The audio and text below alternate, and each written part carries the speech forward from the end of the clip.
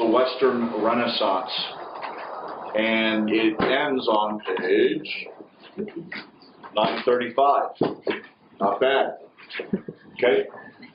Some of these essays read as essays. Some of these sections, I'm going to create an essay and then answer the essay question so that you can kind of see how it would function. I've already put the outlines online, which is also good. Does everybody know what I'm talking about? Let me show you. Let's go to Google Drive. And you'll see a section called Essay and Outline Assignment. Jake? I was going to do the sign sheet. Oh, yeah, man. You got to get your points. You got to get your points on. Absolutely. Absolutely. There you go. Page 3. Gotcha. Don't sign in your friends that aren't here. You're welcome. Don't sign in the tie. Here's the tag. All right. Way to go. Is this on? Yeah, it is on. Yes. Today's AP Euro review is brought to you by Mucinex. Okay. Oh, it's true. Anywho, what I'd like to say to you is that each of these essays, which are now due on the 24th of April, you're going to choose 10 of them and you're going to write outlines on them. All right? There are 16. Does everybody follow me here? Okay.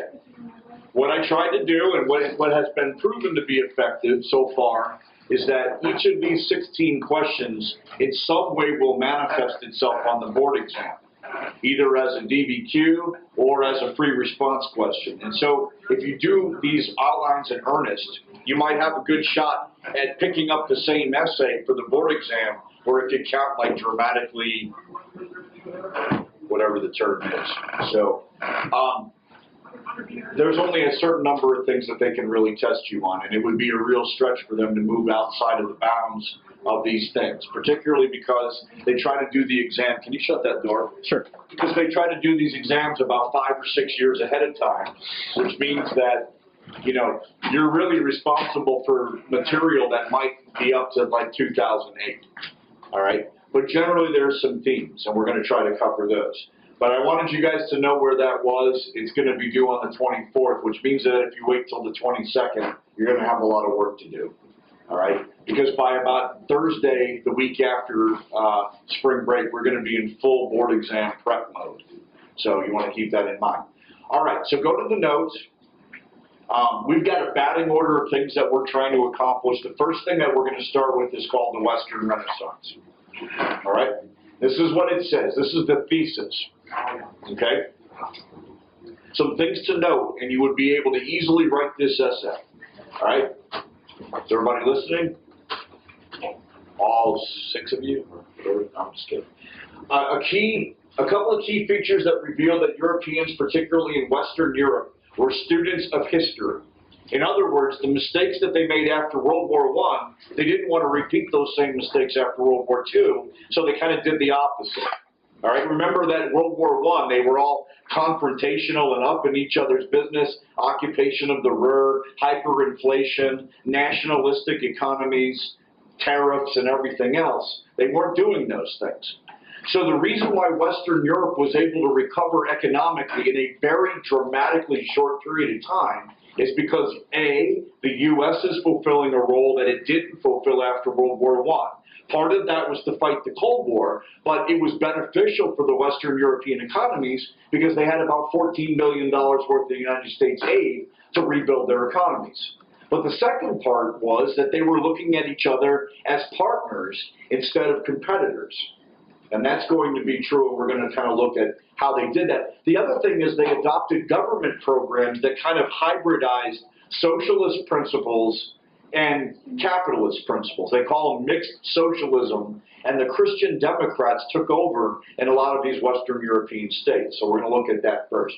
Okay? So the 3 prompts are, A, the U.S., though to fight the Cold War, committed themselves and vast resources to European reconstruction. If they didn't, their belief was that communism would assuredly be the result. If those countries are wallowing away in unemployment, and famine, and a whole bunch of other things, communism is appealing. Okay? So democracies need to thrive, but they need peace and prosperity in order to do it, and that at least the United States recognized that. Number two, the European governments developed extensive social welfare-oriented governments, the Christian Democrats in particular. So when we look at the countries in West Europe, and Western Europe in particular, Italy, West Germany, what we call the Benelux countries, Belgium, Netherlands, Luxembourg, and France, all of them are adopting these Christian democratic political parties, and they really are guiding them for at least the first 20 years after World War II. The third is that nationalism that dominated the pre- and post-World War I era was replaced with dialogue and cooperative involvement, including the economy, including the military, and including politics. That Europe started on its road to the EU, and we know now that Europe kind of looks at itself more as an organized body, as a collective, than they do. We always refer to them now, it's almost like, you know, kind of part of vocabulary now to call them like EU member states. That the divisions that used to be like the French, the British, with all of their little currencies and everything else, that's all been replaced. And the beginning of that was that they kind of had to do it almost out of necessity after World War II. So, Europe repealed atomistic identities in favor of a drive towards unity. Ironically, it was France and Germany that kind of took the initiative on these partnerships. Why is that ironic? Because they hated each They other. hated each other since freaking Otto the Great back in the 10th century. Okay? So for them to take the initiative and say, oh, let's be friends, and then they're going to be the partners that are going to lead and direct the Western European governments, that was cool. Okay? So, here's just some names that are associated with post-World War II governments. Like I said, it's Christian Democrats. If you can remember that, you'll probably get a multiple choice right on the exam. After World War II, Clement Attlee, like I told you, was the leader of what's called the Labour Party. All right, the Labour Party is democratic socialism. Labour governments dominated British politics after World War II. And that means that there's going to be an increase in social welfare programs. They're trying to take care of the poor. They're trying to take care of workers. They're trying to take care of the elderly. They're trying to take care of the unemployed. All right? And the same goes in places like France. The premier is a guy by the name of Robert Schumann. He's a Christian Democrat, and he had a really good economic advisor who basically was adopting Keynesian type of principles. Remember, Keynes was the one that warned if you guys are going to act inward and nationalistic, that it's going to damage Europe's recovery after World War I. Well, they seem to get that after World War II. Okay? So Jean Monnet, who was the economic advisor, and Robert Schumann are guiding France after World War II. And in Germany, the FRG, it's sometimes referred to as the Federal Republic of Germany. Remember, West Germany is created in 1949. Their minister is a guy by the name of Konrad Adenauer. Okay? And Adenauer is part of this big post-World War II party called the Christian Democrats. And he also had an advisor. His name was Ludwig Erhard, because he's German. And Ludwig is a kick-ass German name. Okay? Integral in West Germany's quick ascendancy from the ashes of war to political and economic leadership in Europe. I mean, it's almost embarrassingly fast how that happened. Okay? West Germany isn't even formed until 1949, and immediately they're taking the mantle of leadership to guide economic policies for Europe proper after 1949. Some other names in Belgium, also Christian Democrats. Their guy was Paul-Henri Spaak. I think it's Spock. Italy, it is Alcide de Gasperi, another Christian Democrat. In Spain and Portugal, they maintained those dictatorships that they had in the 1920s and early 30s. So Franco continues to rule Spain until 1976, and Antonio Oliveira de Salazar rules and continues to rule up into the early 1970s in Portugal. All right? But that is Western Europe for all practical purposes. Labor government, mixed socialism, Christian democratic leadership. Okay? The other part is this, that the Europeans are making partnerships with the U.S. and they're making partnerships with each other. Okay, the first and the biggest thing, of course, was the Marshall Plan. All right, and we talked about that, and it was that the U.S., remember, that was like crazy isolationist after World War I. It was complaining about how nobody was paying back their war debts and got all inward and upset at people, was the first there to be the lender that was going to help Europe reconstruct. So the European recovery package, like I told you, was numbering in the billions. The U.S. does everything from a Cold War mentality, but obviously to revive Western European economies is going to help them fight the Cold War. That was the economic version of containment that we talked about, okay? It says, but rather than the occupation of the Ruhr mentality, everyone is playing a part in European recovery. And it's ultimately going to lead to this organization called the Organization for European Economic Cooperation. There's a lot of acronyms that eventually, I guess, functionally come to, you know, the EU in the 1990s. All right? NATO. All right? Remember, no entangling alliances was like a mantra for the U.S., and it was certainly a mantra for Britain and everybody else. But every one of them joined NATO. And the idea was that there's strength in numbers and that the Soviet presence in Eastern Europe poses a direct threat to everybody, and that they kind of gathered together. The Schumann Plan is the next thing. And Schumann is, remember, the French premier, Robert Schumann. Schumann, in 1950 and 51, is starting small. What he wants to do is to be able to integrate marketplaces. It's kind of like NAFTA. You know, you want to be able to eliminate, you know, national tariff barriers so that you got free trade agreements that will allow for the distribution of goods back and forth. He only wanted to do it with coal and steel, and that's how it started. So it's called the ECSC, and he brought 6 nations together, removed tariffs, encouraged cooperation in the steel and the coal-producing industries, because those are natural resources that everybody needs, okay? And so the 6, the original 6, and remember these because the beginning of the EU starts with the ECSC, okay? And it is France, it is West Germany, it's Benelux, Belgium, Netherlands, Luxembourg, and it is Italy. Those are the original 6, okay? And then the evolution of the ECSC, which was formed, like I said, between 1950 and 51, as per this thing called the Schumann Plan. Then they start to organize and say, why just coal and steel? Why don't we make it like a general economic market? And so in 1957, they signed this thing called the Treaty of Rome, where coal and steel gets extended to a general economic, like Zollverein, if you will, a Zollverein for Western Europe, okay? And it's called the Common Market or the European Economic Community, okay? The original 6 signed this pact in 1957. It takes until 1973 before they add other members. Then they add a further member in 1981. Then they add Spain and Portugal in 1986. And then it just kind of builds from there. But it starts out as a European economic cooperative, okay? A common market, if you will, all right? The Council of Europe sort of functions in the same way. It's to try to integrate Western European political affairs so that they can kind of come together on political questions. And like I said, ultimately what comes down the road is the creation of the European Union. And that comes in 1993. The only other part of this essay that you would be concerned with is there any hiccups? Or is this a really smooth transition? It seems illogical to imagine that all of these countries would kind of forget about nationalism. And there are some times when it kind of portrays itself, all right? Great Britain started out as being the first one that was adverse, if you will, to the creation of the European Economic Community. Their concern was that their industrial potential and everything else, or the strength of their currency, would ultimately be derailed, you know, if they joined in some big European collective. So in the 1940s and 1950s, they were against it.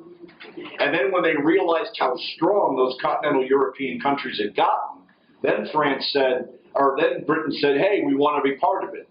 But by then, the French had gone through a transition where the person that took over was old wartime exile free French leader Charles de Gaulle.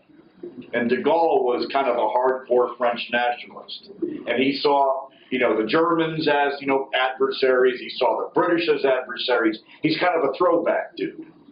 Okay, saw NATO as, you know, threatening French interests, battled with the U.S. So he was the guy that was kind of, you know, I don't think we really want Britain in, because if Britain comes in, then they'll try to dominate, and we don't want that because we like what we have. But de Gaulle, compared to like Wilhelm, you know, or some of those people, it's small potatoes. And it's not really going to make a difference in the arc or the narrative that they're on, which is they're moving towards integration. Does everybody follow? So that's the first thing. If you want to read more about it, it is on pages 933 to 935 of McKay. Everybody got that? Yeah. Okay, cool. Let's move on to the next thing then. The next thing is going to be decolonization. Let's talk a little bit about that. Okay? Once again, the thesis is kind of established. The age of empire came to an end after World War II. Britain and France, as well as the rest of European colonial states, pretty much because of war weariness, because they had lost their moral clarity because of two really embarrassingly bad wars, because of rise of nationalism in intellectual movements in Africa and Asia and some of the other so-called third world countries, that by the 50s and 60s, the European imperialists are kind of shedding their colonial empires. And then the argument is going to be that A, the Cold War rivalry will figure into that transition, and that B, there's going to be some hiccups along the way. That it's not like they all got together, you know, and said, hey, you know, being colonial is bad. We should just let people have their freedom.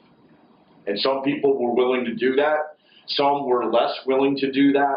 And obviously the United States and the Soviet Union were looking to pick up the scraps, because all of these countries transitioning to independent governments are going to be able to get a pitch from either the U.S. or the USSR as to why their post-war governments ought to be more like them. Okay? And it will kind of fit within the template of the Cold War rivalry. All right? It says the vacuum was unavoidably placed within the context of the Cold War rivalry, and morsel of French reluctance, and that's in two places. One of them is Indochina, the other is Algeria. They were messy breakups. Okay? And we also know that the Middle East was rather complicated with the creation of Israel. I don't know if you guys know this, but that tends to be a spot of contention. Still is. Yeah, every day. So, anywho, let's talk a little bit about that.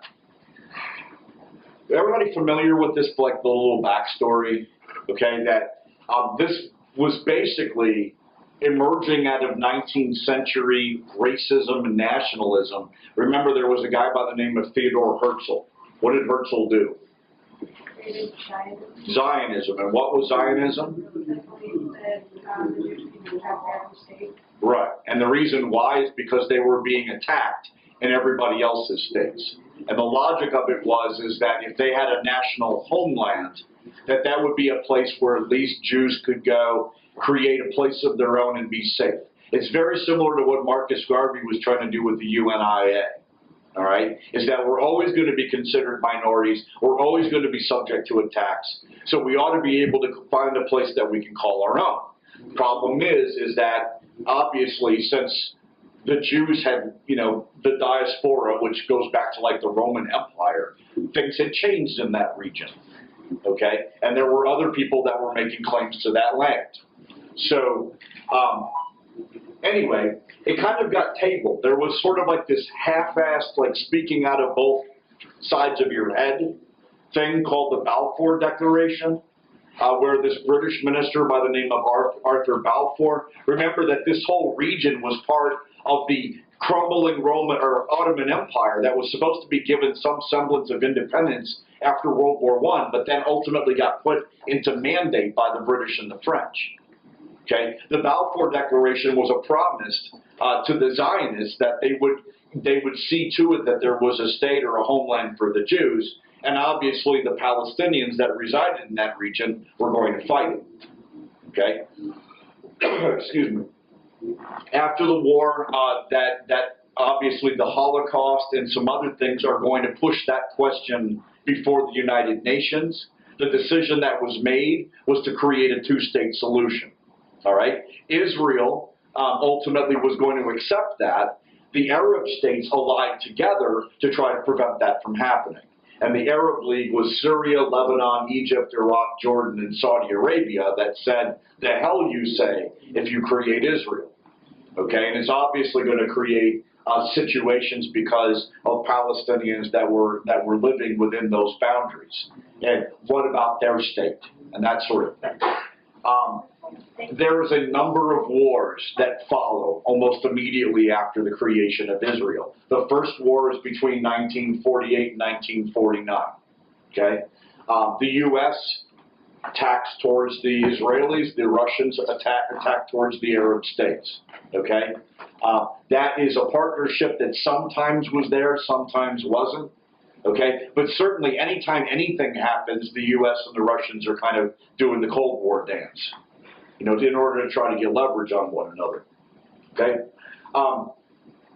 This one was, every single one of them ended up becoming an Israeli victory in one fashion or another. Okay? But the most damaging one was done in 1967, and that's called, I'm sorry, where am I here? The SixDay War.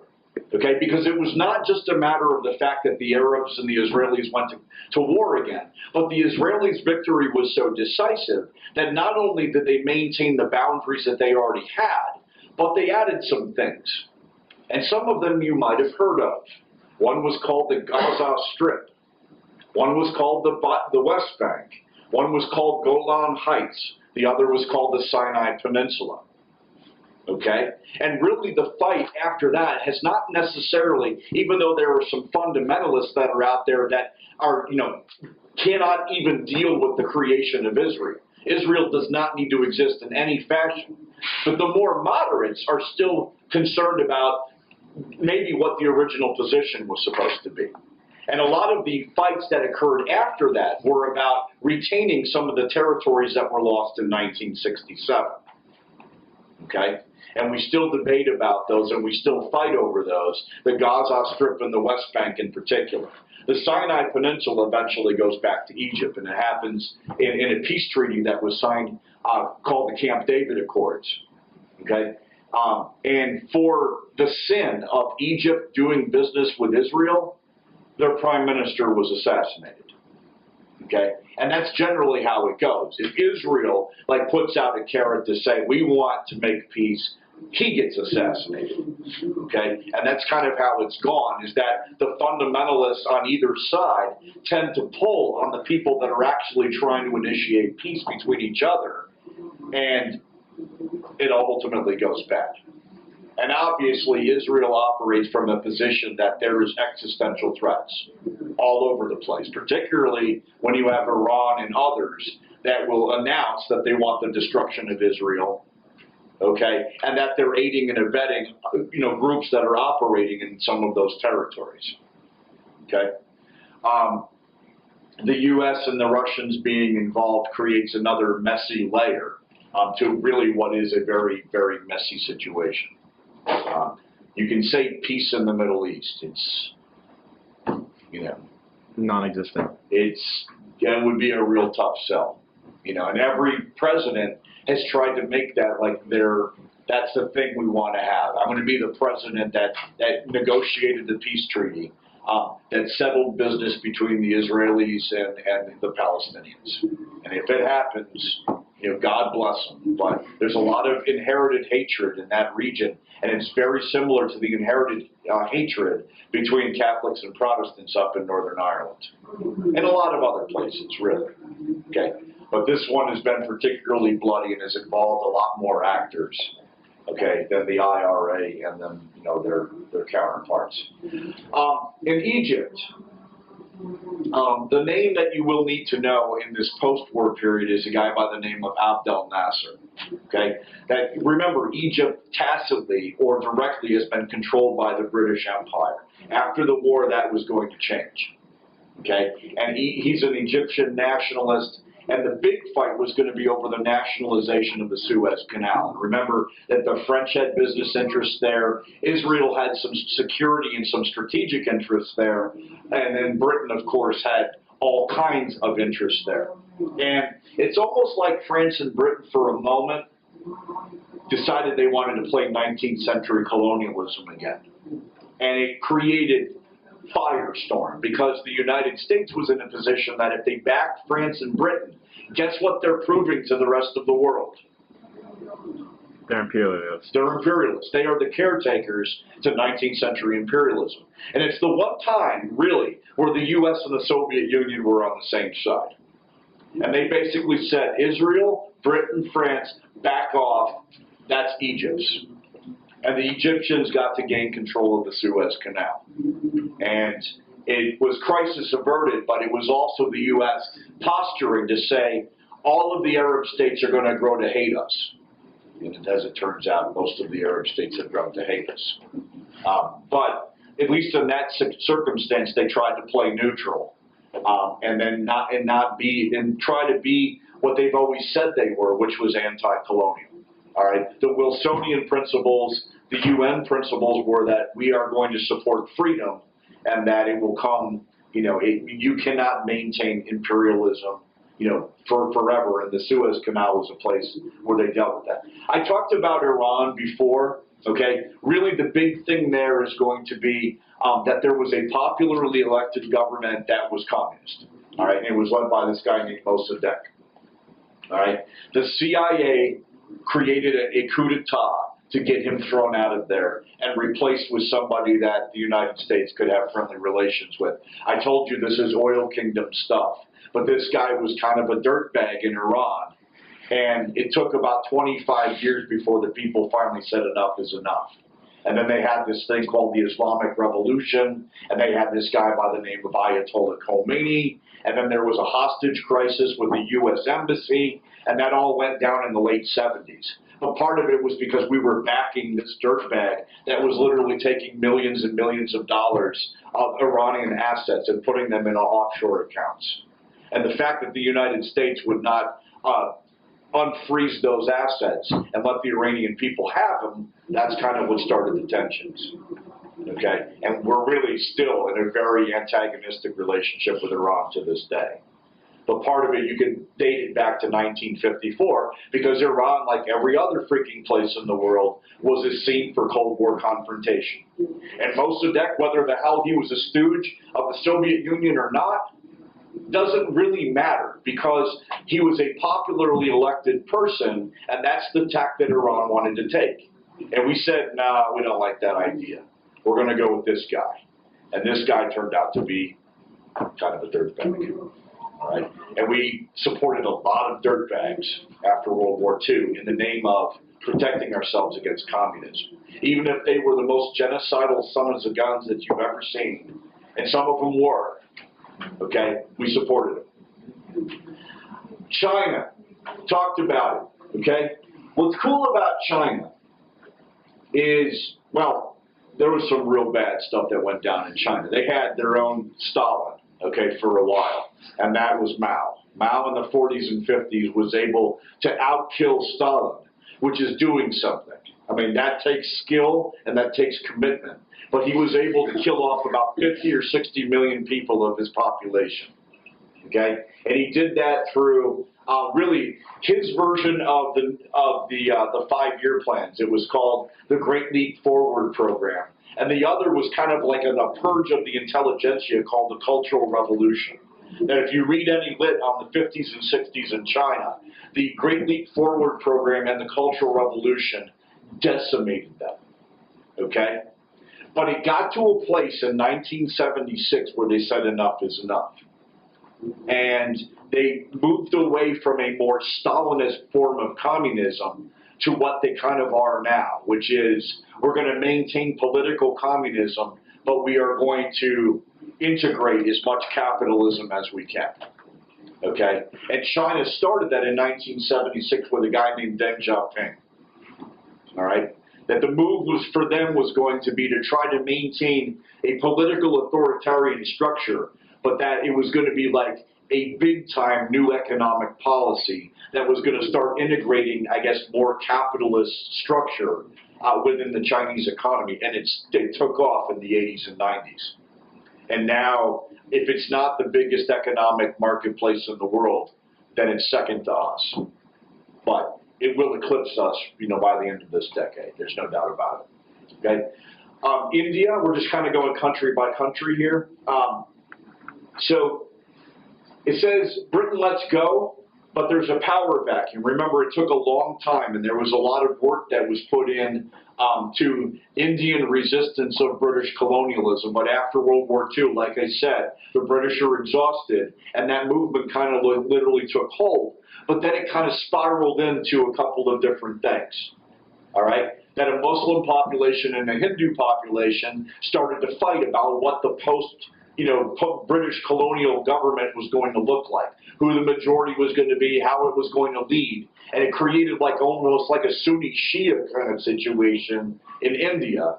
And it resulted in the creation of really 3 states, India, Pakistan, and Bangladesh. And then it also created a refugee situation where Hindus were now trapped in Pakistan were trying to get into India, and Muslims that were in India were trying to make it to Pakistan. And by the time it was all said and done, there was nearly 1 million deaths in the roads kind of leading in and out of both places. All right? And a lot of contention between those 2 groups. Okay? Gandhi is assassinated, of course, because anybody, like Gandhi is usually killed. Okay?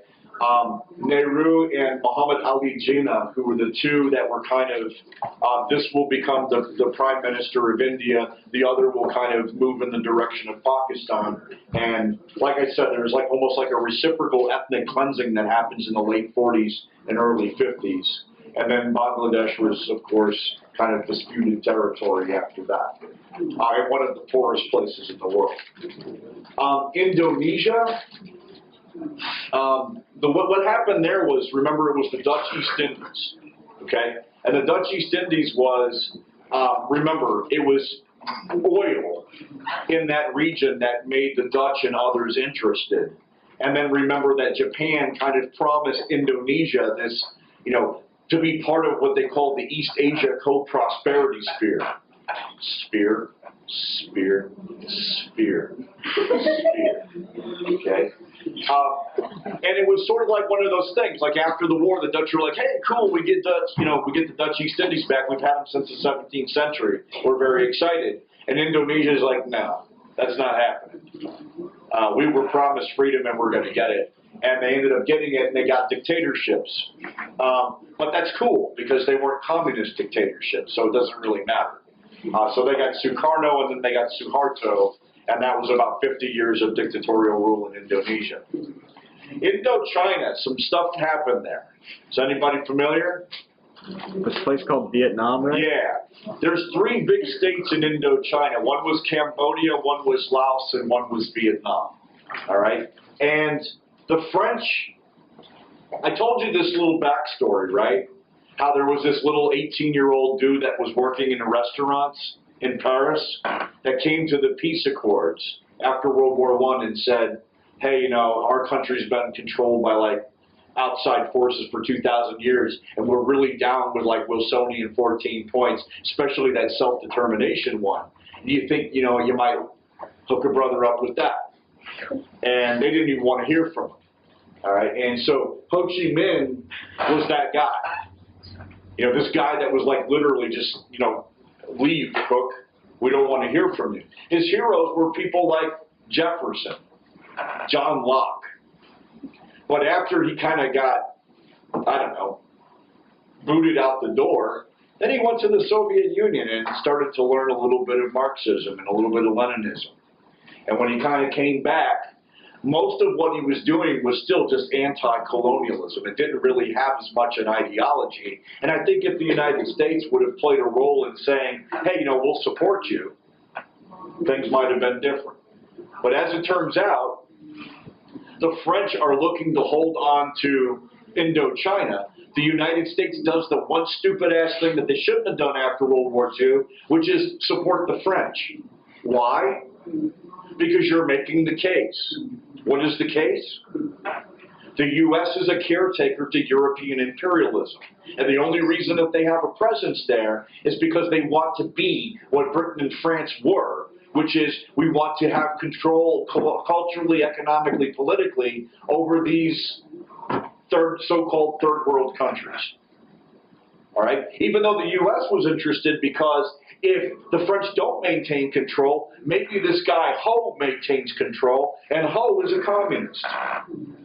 Okay? Right. Ho's up, pimps down, or whatever it is. Okay. So, Ho Chi Minh is a very, very, very skilled leader. And won the hearts and minds, not a problem. And the resistance itself was first aimed against the French, and they got it. Okay? It comes in 1954. It's called the Fall of Dien Bien Phu. And the French are, pack up your luggage and go home. All right? But the United States then acts and says, what will become of this new place? And if they had elections after the French were released, what would happen in those elections? Who would have been the leader of a unified Vietnam in 1954 after the French released Indochina? Ho Chi Minh. Ho Chi Minh, in a landslide. But the United States said, no, I think what we're going to do is we're going to table these elections, and what we'll do is we'll divide the country in half. Because we did it with Korea, why the hell not? All right? The North will stay under Ho's control, and we'll put the South in this little occupancy led by this capitalist, Western-minded president named Go Diem, spelled Ngodiem, or Diem, I'm sorry. Go Din Diem, see it? Elections pending on unification, except that the United States started to look and see how those elections would go, and then visions of sugar plums and domino theory and Munich analogy started dancing in their heads. And they said, you know what, we need to support this guy. But everybody hates Jim. Yeah, but we really need to kind of back him because he's not Ho. And Ho is a communist. All right? But it creates a really sticky situation, folks, because North Vietnam is gung-ho. I just made that up. That's pretty good. South Vietnam is fissured. Okay? And what ends up happening is there's a handful of landed aristocracy and wealthy capitalists that will support Jim, and then a lot of the poor peasants in South Vietnam that support Ho. And what do we call them? Viet Cong. Okay? So it's not like it's a very clear-cut thing where in South Korea and North Korea, the North is versus the South. Okay? And you got a dividing line, and that was pretty easy, and it seemed like South Korea really liked Doug being South Korea. All right? But when you get to Vietnam, it's like, here's North Vietnam, and yeah, that's North Vietnam, but South Vietnam is broken into a whole bunch of different pieces with guerrilla infantry and everybody else that are linked to the North. So the U.S. didn't actually know who the hell was South Vietnam. All right? And that's what complicated matters, and it ended up blowing up into about a 24-year war. Okay? Does everybody understand that? And you've heard of things like Gulf of Tonkin, which was an incident that gave Lyndon B. Johnson license to start stepping up the escalation and start putting U.S. troops on the ground. They had this thing called the Tet Offensive. Is everybody familiar with that? That's where, for years, the United States would put all these reports together to say, oh yeah, the war's almost over, we've beaten them, and then all of a sudden they waged this gigantic offensive from all different directions. And then, tactically, they lost. The North, all of the tactical operations stalled, and the United States and what's called ARVN, not Arvind, he's not here, but ARVN, A-R-V-N. ARVN was, and the United States were able to kind of really beat up the NVA, the North Vietnamese Army, and some of these Viet Cong divisions. It didn't matter, though, because the argument that Ho was making was that we're not going to win the war in tactical military assaults. All we're going to do is wait for the American public opinion to turn on the American war. And after 1968, when you have somebody like the most popular news anchor in the world, Walter Cronkite, say, this war doesn't look very good. You know, I don't think we're going to be able to win this one. And then the protests start in dramatic fashion after 1968. It's a done deal. Okay? The impact on the U.S., we'll talk about the 68 revolutions because we're going to look at that from a different perspective. Jake, you want to fall asleep on TV? I'm not falling asleep. You look real comfortable, man. I'm Like those comfortable. lips are starting to come down, man. No. You want to? All right. Okay, so let's look at Africa. There's a couple of things that are in the notes, and or in the reading, rather, and I want to point out where this stuff is. It starts on page 944, and it kind of works its way through to about 951. So if you're looking at decolonization A, there's a chapter in Vial, chapter 39, and then 944 to 51 in McKay. But one of the biggest impacts, obviously, is Africa. Remember, there were only 2 places in Africa that were not under European control. And one of them had to deal with Italy during the war. But that means all of these colonies, so this mad scramble for colonies in Africa, all of that's coming to an end. And in the 1950s and 60s is when a lot of that stuff starts to go down. All right? Now the question is it a bumpy ride? Is it a smooth ride? And what is it going to look like? And I gave you a couple of names here. In Kenya, there was a movement, kind of a native uprising called the Mau Mau Uprising. And the guy's name is, I think it's Jomo or Yomo Kenyatta, who is the leader of that movement. Okay, and that's against the British, and there was some bloody battles. But I think the British finally got to a place where they were like, are we really going to utilize all of our resources to have to fight jungle wars in about 20 different colonies? And they finally said, no, that's not going to happen. So they started to kind of transition so that by the time 1960 rolls around, Britain has pretty much transitioned to what they call neo-colonialism, where the British are trying to maintain at least some economic ties with their former colonies and help them transition. But then the relationship starts to look more like the U.S.'s relationship in Latin America. So it's not political domination, but it's still economic and cultural influence. All right? The other thing, though, with Africa, that the transition is going to desperately or definitely be a ripe conflict zone for the U.S. and the Russians. Okay? Because all of these countries, as they make their transitions, are going to be in a position where either A, the U.S. is going to bring in economic aid and try to win the hearts and the minds to their side, or the Russians are going to come in and try to win, the hearts and minds to their side. And there's a lot of battles, particularly in the 1970s, before like Islamic fundamentalism and some of those other features. But there's a lot of different interplay between those forces in Africa. The one that we absolutely blew, but is certainly part of the story, is in the Congo. Remember, the Congo was the worst example of atrocities during the age of imperialism. And after World War II, the Belgians were kind of on their way out. Okay? But remember, there's a lot of riches in the Congo, and there's a lot of opportunity there. And the leader that was selected was a guy named Patrice Lumumba. And Lumumba had Soviet relationships. And so the United States went in with its CIA people and said, need to get rid of Lumumba. And they got rid of Lumumba, and they replaced him with a guy named Mobutu. They called him Joseph Mobutu, but it was Mobutu Sese Seko. But Mobutu was one badass paramilitary dictator, okay? And he ruled over this country, the Belgian Congo. At the time it was called Zaire, and ruled there for decades after that. And literally just raped the area of its riches and kind of fed himself.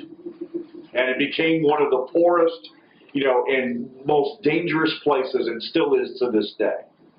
All right?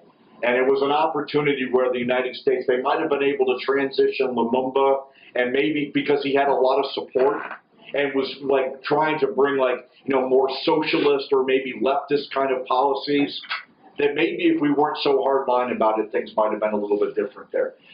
South Africa, if you're familiar with that story, remember that apartheid dominates South Africa, and it doesn't end really until the early 1990s. And then we know about Mandela. Mandela died, what, about a month ago? Yeah, it's really recent. Okay. Portugal, if this is a multiple choice, was the last to give up their colonies in Africa. That was Angola and Mozambique, and it didn't happen until the early 1980s. All right? One of the most destructive ones for European history was Algeria. Remember, Algeria was the first thing the French took in Africa, and the French were trying to hold on to their possessions in Africa. Okay? This one blew up into really another Vietnam for France. Okay? The U.S. kind of bailed France out in Indochina and kind of did the Vietnam thing for them, but Algeria was a hardcore guerrilla war between a group called the Algerian Liberation Front, or the FLN, and the French, and they stayed there for 8 years, and it was just an absolute brutal war that drained French resources, and they kind of got, like, the French mindset on that was that it was almost like what the U.S.'s was in 1968 with regard to Vietnam, all right? And eventually there was like almost like a change in governments. The French went from a fourth republic to a fifth republic, and Charles de Gaulle came in with the express purpose of ending the war in Algeria. So in 1962, de Gaulle gives Algeria independence, but it was a bloody 8-year war before that actually occurred. Okay? And then there's overall assessment. And basically the argument is see Africa today. And a lot of it is because of the damage that was done when Europeans created borders that made absolutely no freaking sense, okay? And then abandoned that in decolonization and kind of left, governments to figure out what to do next, okay? And yeah, there's a lot of brutality, and there's blood diamond, there's all that other crap, okay? But part of it is that you put, like, 1,000-year-old tribal hatreds together in an artificial boundary and then call it Rwanda or Tanzania's or some crap. And then eventually it's going to create backlash. And it's not just an African thing. That's a wrong thing. That's a wrong tack to take. And the example that we use is Yugoslavia. Okay? Yugoslavia, for all practical purposes, was a state that was created out of ambitions of a group in the late 19th century called Pan-Slavist, but didn't realize how many subgroups of Slavs there was, and that when it finally disintegrated, it created genocide. All right? And the fact that it happened in Africa doesn't make Africa uniquely situated. A lot of it has to do with the political lines that were drawn in the age of imperialism. Africa still suffers from those things. Plus, there's not really a whole lot of benign diplomacy there. We kind of like the idea that Africa has resources, and there isn't a whole lot of effort made to build the infrastructure or that sort of thing. So. Anyway, anybody have any questions on decolonization? No. Good. This would be a nice time to take a small break. And then if we're going to order pizza, we need to do it now.